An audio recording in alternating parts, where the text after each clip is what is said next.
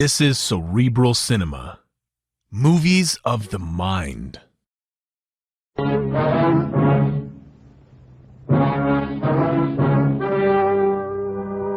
story you are about to hear is true.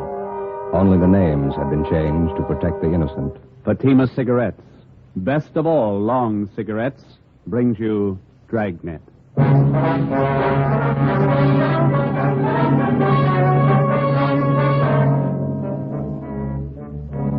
You're a detective sergeant. You're assigned to burglary detail. Unidentified thieves start a campaign of burglaries in your city. Homes are broken into and stripped of their furnishings. There's no lead on the criminals. Your job, get 'em. When you compare Fatima with other long cigarettes, the difference is quality. Yes, in Fatima, the difference is quality. If you want a long cigarette, smoke that best of all long cigarettes. Smoke extra mild Fatima. Fatima is the quality king-size cigarette because it contains the finest Turkey. Fatima is extra mild with a much different, much better flavor and aroma than any other long cigarette. Because of its quality, its extra mildness, its better flavor and aroma, Fatima has more than doubled its smokers coast to coast. Enjoy extra mild Fatima yourself. It's wise to smoke extra mild Fatima. Because in Fatima, the difference is quality. Yes, in Fatima, the difference is quality. Smoke Fatima, the quality king-size cigarette. Best of all long cigarettes.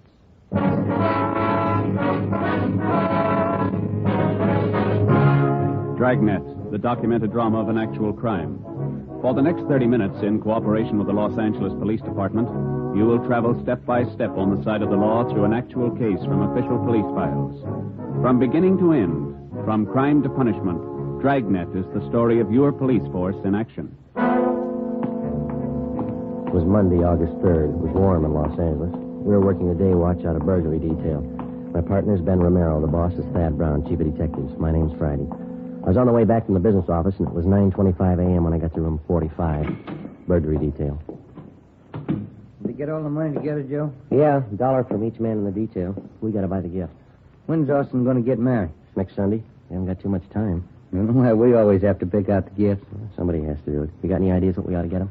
Talked to my wife over the weekend. She thinks it'd be nice if we get him something to start housekeeping with. Maybe some nice kitchenware, table lamp. Yeah, I don't know if we have enough dough for a good lamp. But maybe they might like a bedspread. You can always use them. Or maybe a nice wool blanket, huh? I don't know. Got to be careful about those personal things. What do you mean, personal about a blanket? Well, we don't know much about the girl Austin's going to marry. She might not need any. Could you tell me something? What's that? Could you tell me something? Well, what do you want to know, little girl? Is this where you come to report about stolen things? Oh, no, that all depends. Why don't you come on in and tell us all about it, huh? Thank you, I will. Like to sit down, little girl? I'm 12 years old. I'll stand if it's all right. All right. Now, would you like to tell us what's been stolen? Everything. Hmm? Everything's been stolen. We came back this morning and found it that way. Grandpa's awful mad. Mm-hmm. Maybe we better get the facts to start with. What's your name? Ruth Ann Marie Jeanette. Jeanette. Is that your last name? No, Snyder. Ruth Ann Marie Jeanette Snyder.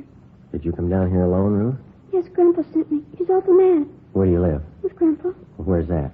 Over on College Avenue. Grandpa's leg's bothering him. Arthritis. So he told me to come down and tell you about it. About what, man? Everything. We came back this morning on the train, and when we got home, we found everything was stolen. It's terrible. What do you mean by everything? I walked all the way over here to tell you.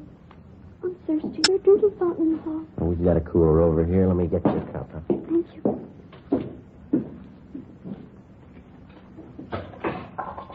You like a drink, Ben? Oh, no, thanks.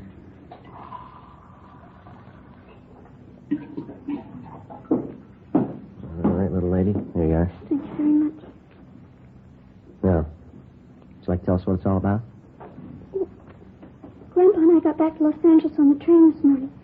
We went on a trip back to Indiana. Uh-huh. We took a taxi cab home from the station. When we got there, everything was gone. Everything but the rug in the dining room. Yeah? All the furniture, every single bit. Sofa, the chairs, my desk upstairs, the stove. Everything's been stolen. I want you to find it. Means someone broke in while you were gone and took all your furniture. Is that what you think? You know they did. The lock on the back door, it was broken. They took everything but the dining room rug. That's why Grandpa's home now. Hmm? He thinks the crooks will be back. He's sitting on the rug because he says if they take that, they'll have to take him, too. We better hurry. Yeah? Grandpa's not very big.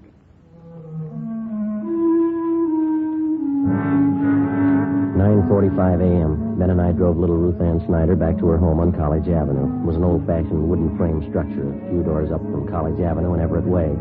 Ruth Ann showed us inside and introduced us to her grandfather, Mr. John H. Snyder, age 78. He told us that a year ago, he and his wife, Ruth Ann's grandmother, had come to California from Indiana and rented the house on College Avenue. The grandmother had fallen ill and passed away suddenly 3 weeks ago. He and Ruth Ann closed the house and took the body back to Indiana on the train for burial. On their return that morning, they found the house stripped of every piece of furniture. We checked room by room and listed the missing articles. We put in a call to latent fingerprints. Do you happen to know the serial numbers of your home appliances, Mr. Snyder? No, sir. I've lived with most of the furniture for 40 years. You get to know the things you own in 40 years. I know it was in my room, Sergeant. My desk, my table, and chair, the bed, the curtains. They took everything. Well, how about the estimated value of the furniture, sir? What would you say it was worth? Dollars and cents? Oh, I don't know. What's a house full of furniture worth to anyone? Guess everybody puts their own value on their things. Yes, sir, they do. Solid walnut dining set. A wedding present. Mahogany front room table. A solid, too. It cost money in their day. All gone. Were there any liens against the furniture, sir? How's that? Did you owe anything on the furniture? I mean, there was no trouble with the finance company or anything like that. Oh, we didn't even know what a finance company was when the wife and I was married. It was a sad enough trip as it was. And Ruthie and me get here this morning, and everything's gone. All we own. Ruthie. Yes, Grandpa. Where the thieves broke in, would you show the officers, please? It's back this way. Okay. How are you and your grandfather going to make out here, Ruth? If Grandpa says we'll buy 2 cots for tonight, Army surplus. There's no stove to cook on. We'll have to eat out. Mm-hmm. Maybe we'll have to go back to Indiana. Grandpa doesn't have much money. He's on a pension. Here's the back door. Let's see what they did to get in. Must have used a hammer and a crowbar. Smashed it clean through. You'll find the crooks, won't you, Sergeant? We're going to try, Ruth. Better have the crime lab check this, huh? Yeah. How about your neighbors, Ruth? You know any of them well? I know who they are. I don't know any of them good. They're not very friendly. We'd like to ask you and your grandfather a few more questions, Ruth. All right. I don't know what I'm going to do when school starts. They stole all my stuff, even my composition tablets. I didn't have to take those. Which grade are you in, Ruthie? I was in A7. I'll be in the B8. Why did they take my school things? I don't know. You see how they got in back there? Yes, sir, we did. By any chance, did any of your neighbors know that you and Ruth here were going away? Why, I didn't mention it, no. Then no one kept an eye on your house while you were gone? No, I didn't think it was necessary. Might have helped. I just remembered, Grandpa. Mrs. Merton. I told her we were going away. Who's that, Ruth? She runs the store down at the corner, the bird store. Yeah. She sells canaries, other kinds of birds, too. Mrs. Merton's her name. Store's right down the corner. You figure she's the only one who knew you'd be gone from the house for some time. Must have been the only one. All right, Mr. Snyder, we'll be back to see you later on. Here's our card. We'll see if we can't do something to help you out here. Let's see here.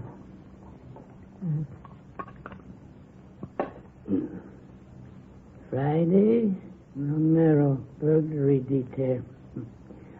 All right, thank you, boy. Ruthie will show you to the door. Yes, Grandpa. Miss Snyder. Goodbye, sir. Oh, say there. Yes, sir. Guess you understand, but I'd like to apologize anyway. I just couldn't do it. What's that, sir? Offer you a chair.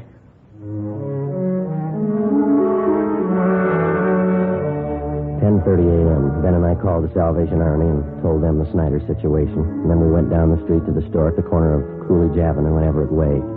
The sign on the window said Mrs. Merton's Birdland, manager Agnes Merton. We tried the door. It was locked. The cardboard clock hanging on the glass door read, "Be back at 1 p.m." So we went back up to College Avenue and we started ringing doorbells.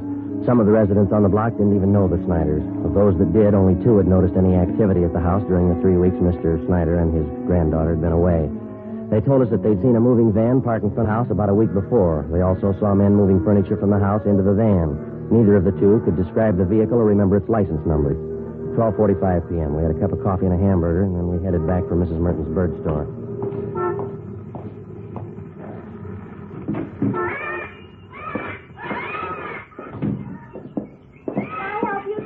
Yes, ma'am. Police officers. Got a few questions for you.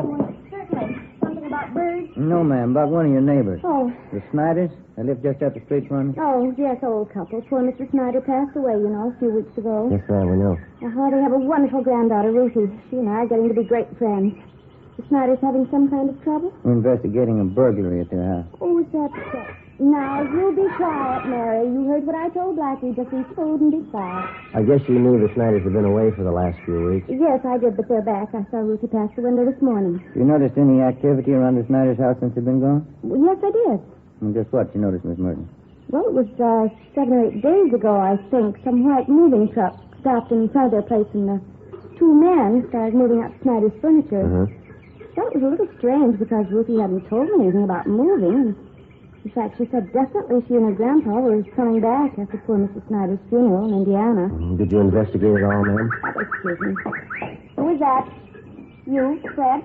Yes, you ought to be ashamed. You can see I'm busy. Another outburst like that, and all 3 of you, Fred, Blackie, Mary, I'll take care of you.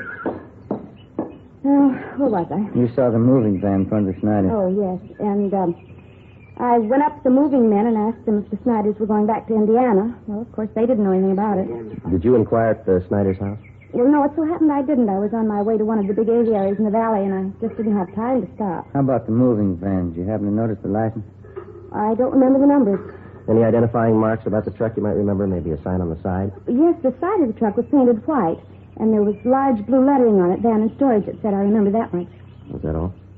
Well, yes, as I said, I was in a hurry. I had to pick up 3 sick canaries out in the valley. Is there anything else about the incident you can remember? Anything at all? No, I'm afraid not. Well, thank you very much, Ms. Merton. Here's our card if you happen to come across any further information. Yes, all right. I'll have to go see the Snyders. Maybe I can help. Fine. Goodbye, ma'am. Thank you very much. Yes, goodbye. Right. Fred, now you step up just a minute. Fred? Yeah, not much help there. Not much. Give me an idea, though. Wedding present for the Austins. Yeah? Maybe a couple of canaries? In a nice cage?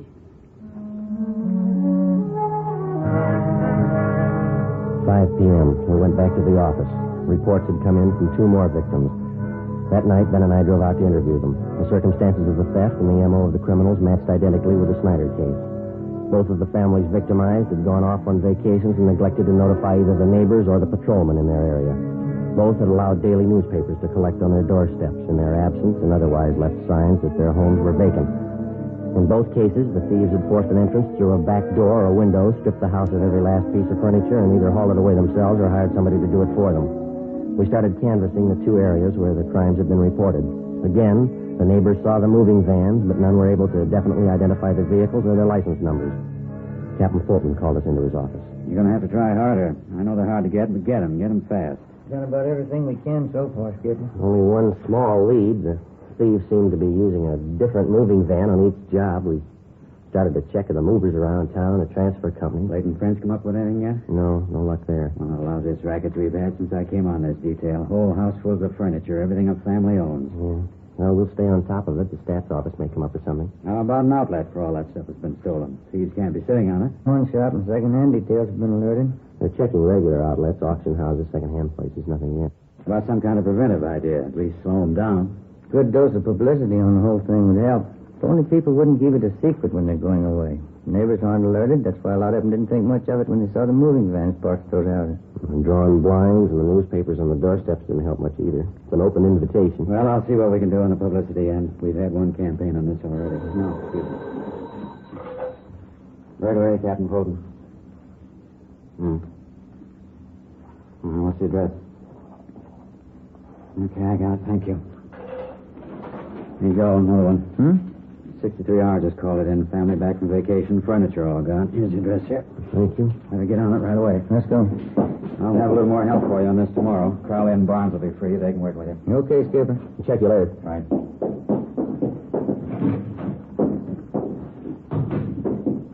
Sergeant Friday? Yes, You ma'am. remember me, don't you, Mrs. Burton? Oh, sure. The bird store. Yes, ma'am. How are you? Well, they told me to wait here. I guess everything will be all right now. Yeah? I saw it today on Olive Street. Here. The truck that came to Snyder's house. That's the license number.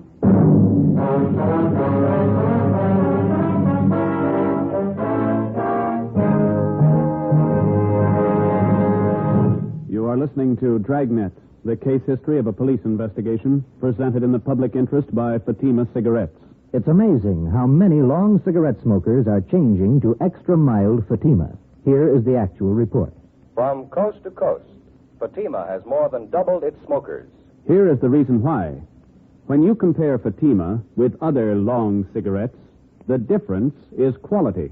Yes, in Fatima, the difference is quality.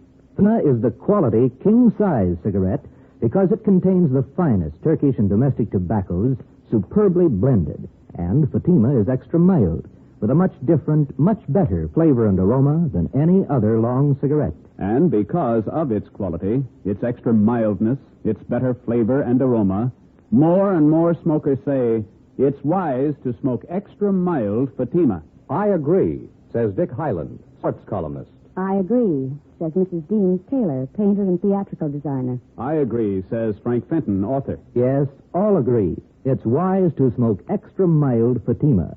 Best of all, long cigarettes. Because in Fatima, the difference is quality.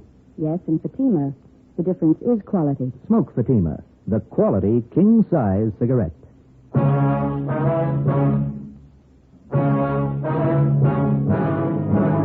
Tuesday, August 11th, 6 p.m. The license number, which Mrs. Merton had given us, was checked through DMV. We found that the truck was registered in the name of a local second-hand furniture dealer by the name of Ralph Grismore. We checked his name through the police commission and in the I Bureau. He had a good reputation, no criminal record. Early the next morning, we picked up Mr. Snyder and his granddaughter, Ruth, and we drove to Grismore's second-hand furniture store. We identified ourselves and asked to look at his buy book. Under the date of July 27th, Grismore had recorded the purchase of more than 3 dozen articles of furniture from a house on College Avenue. The address was that of the Snyders. A man and a woman, Sergeant, they said they'd sold their house and they were going east. Man said the company he worked for transferred him to Boston. Told me he had to get back to take over his new job. Would you recognize the people if you saw them again, Grismore? Sure, I think so. The woman was a great talker. She said they figured on selling the stuff piece by piece. They'd get more, but since they had to leave town the next day, she decided to sell the whole lot to a dealer. You got the furniture for a pretty low price, didn't you? Pretty good price, yeah. That's why I went along in a fast deal. Wasn't going to talk myself out of a bargain.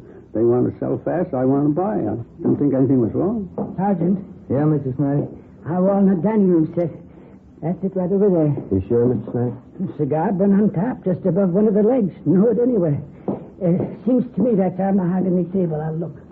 Sergeant, this is in my desk. Here we are, right here. My school set, too. All right, Ruthie. Yeah, they sure stuck me all right. That's the last fast deal I ever make. How did they contact you, Grismore? What kind of approach did they use? Called me on the phone, and I came out and gave them an appraisal on the stuff. Nothing suspicious about either the man or the woman. That's so? She was in a house dress, bandana around her head. The guy was in old clothes, just as homely as you please. Looked like he was doing a little repair work around the house, you know. Mm-hmm. You notice that they had a car parked by the house? Well, no, matter of fact, I didn't. There wasn't any in the driveway. Mm-hmm.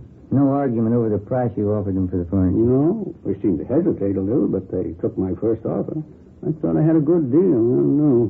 How'd they react after you agreed on a price? In a hurry? He said they had to board the train that night for Boston. They asked me to get the furniture out right away. Mm-hmm. The woman said they had other business to wind up, so if they weren't at the house when I came back with the van, why, she'd leave the back door open for me. I guess you realized you were going to have to place a hold on this furniture that you bought. Yeah, I know. I had nobody to blame but myself. You gave this man and woman a check for the full amount of the sale. Is that right, Griswold? $550 down the drain. Do you have the canceled check? No, not yet. If you like, you can probably get it from the bank. Don't imagine those crooks would waste any time cashing. We'd appreciate it if you'd run down to the bank with us, no? Okay, sir. Sergeant, could I speak with Mr. Grismore? Sure, Mr. Snyder. Mr. Grismore. Yes, sir. I'm sorry about all this. I didn't know. Oh, I understand, sir. You buy furniture, don't you? Yes, sir. What could you give me for 2 Army surplus cots? Grismore made arrangements to round up Mr. Snyder's furniture and ship it back to his home. Then we took him down to his bank where he recovered the canceled check for $550. The endorsement read, Mr. Thomas Butterworth. According to the bank teller who waited on them, the suspect had cashed the check shortly after the sale of the Snyder's furniture. From the second-hand dealer and the clerk at the bank, we got a complete description of the man and woman known as Mr. and Mrs. Butterworth. We also had photostatic copies made of the check and specimens of the handwriting from the endorsement. From the descriptions, we checked the suspects through the stats office. We got nowhere. During the next 2 weeks, we found 6 more second-hand dealers who had been taken in on the same furniture deal. The The description of the man and woman matched, and so did the handwriting and the endorsements on each check. There was only one variation. The couple went under a different name on each occasion. Wednesday, August 26th, 9 a.m. 12 cases like this today, is that right? That's it, Captain. Got the description, M.O. handwriting. Still can't reach him. Those thieves have been freewheeling for a month now. What's going to take to stop them? Well, Ben came up with a pretty good idea this morning. He'd like to talk it over with you. Oh, what's that? Kind of a system of decoy, Skipper. We were thinking it might be a good idea to contact all the division captains and have them ask their men if they have any neighbors going on vacation. Yeah, go ahead. Well, if we got a few dozen houses spotted around the city, we could plant a few things. Make them look obviously vacant. We'd keep the houses covered at all times. We ought to make pretty good bait for those thieves. Uh-huh. How would you set it up? We could make arrangements to get a key to each home, keep the milk and paper deliveries coming, let them pile up on the doorstep. We could reimburse the people for whatever it costs. We're not making any headway. We could run this for a couple of weeks, see what happens. Mm-hmm. What do you think? Try it. 9:30 a.m. We contacted all division commanders requesting them to ask their men to contact burglary detail if they knew of any of their neighbors about to leave on a vacation. During the next 2 days, the response came in and the plan went into effect. 40 homes throughout the city were spotted as decoys. They were kept under surveillance at all times. In the week that followed, 2 more burglaries of the same type were reported, but the suspects failed to try any of the decoy homes. The men in the pawn shop and second-hand details continued to work right along with us. The stolen furniture kept turning up, but not the thieves. Again, the homes that had been broken into displayed all the usual signs that the occupants were away. Old circulars and newspapers scattered on the lawn, milk bottles lined up at the door, all the blinds drawn. The decoy plan continued. No results. August 31st, we had a report of another burglary involving the theft of furniture. We made our investigation. 2 p.m. We went back to the office to get out a list of stolen articles. Hi, Ben. You? Hi, Austin. When'd you get back from your honeymoon? Late last night. So Tellman, I'd sure like to thank all you fellas for that wedding present you sent us. Darn nice of you. Well, we're glad you liked it, Austin. Sure a beauty. I'd like to ask you a question about it, though. I hope you won't take it wrong. No, go ahead. Well, what is it? You've got an early American house, haven't you? Yeah, that's right. It's an antique. Yeah? It's an apple peeler. One of the first ever built. Oh, sure. Thanks a lot. I get it.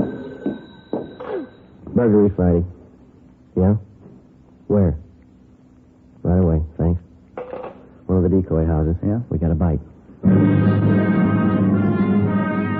Together with Sergeants Crowley and Austin, we drove out to the decoy house where an unidentified man and a woman had been seen forcing entry through a back door. They'd been spotted by a police officer's wife who lived next door and who had called in the report. We parked down the street from the decoy home and waited. 5 minutes passed. We saw a woman dressed in a housecoat come out onto the porch of the house, look up and down the street, and then go back inside. A few minutes after that, a gray Chevrolet sedan pulled up in front of the house. A man in a dark suit got out and entered through the front door. Ben called communications for a make on the car. 80K to Control 4. 80K to Control 4. Request DMV on 6 Mary 6778. Repeat, 6M 6778. Information urgent. Roger, 80K. KMA 667. We waited. There were no signs of activity from the decoy house. 2 minutes after Ben put in the call, we got our make on the gray sedan. Control 4 to 80K. 80K, go ahead. 6 Mary 6778. 6M 6778 is registered to the Donahoe Furniture Company.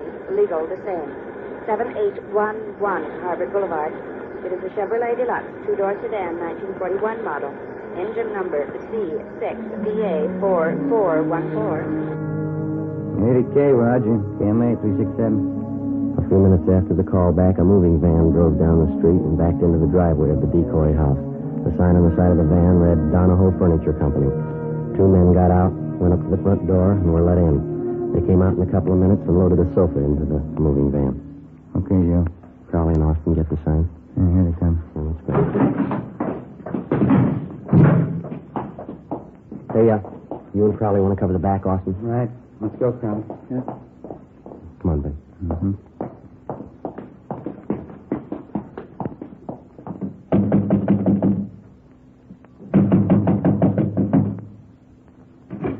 Yes, see, you want something? Police officers like... Tell them the cops! Run, hell! Stand still, you. Austin and Crowley got her. All right, hold still, mister. Oh, hold still. Hey, what's this all about? You cops? That's right. You? Max Donahoe. I'm buying this lot of furniture. Something the matter? You're buying from the wrong people. They're not the owners. You better have your men move that stuff back in the house. Okay, if you say so. All right, Judy, relax. Take it easy, Helen. There's no use fighting. They got us. Whose fault is it? I told you luck doesn't last forever. Okay, all right. Don't make it worse. All right, let's go. I'll take her, Austin. You better fix your shirt. Yeah. Come on, man. Get your hand. Hey, what's the matter with your shirt, Austin? Look, used to happen when she tried to get away. Yeah, lipstick all over the collar there. Doesn't look very good. No, it doesn't. What are you going to tell your new bride? I got nothing to hide. I'll tell her the truth. Yeah? She'll believe me. Won't she? The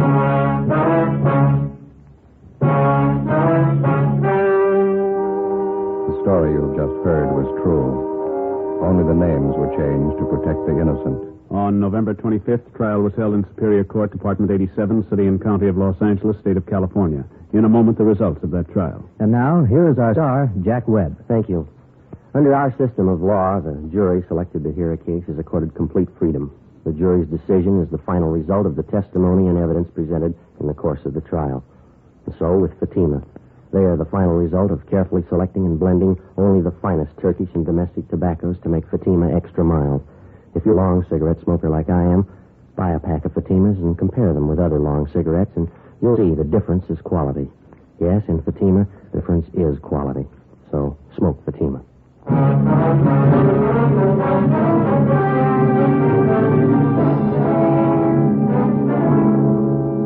The suspects were identified as Mr. and Mrs. Thomas Dunbar. They were arraigned on 15 counts of burglary and tried and found guilty on all counts.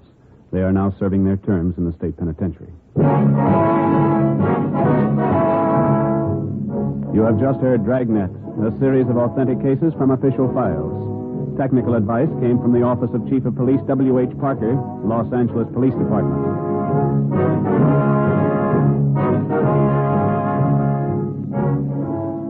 Fatima Cigarettes, the best of all long cigarettes, has brought you Dragnet from Los Angeles.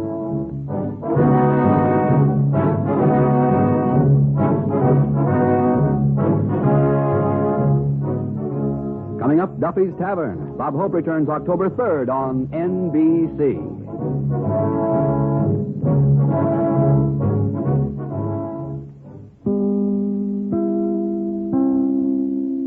Cerebral Cinema hopes you have enjoyed this movie of the mind.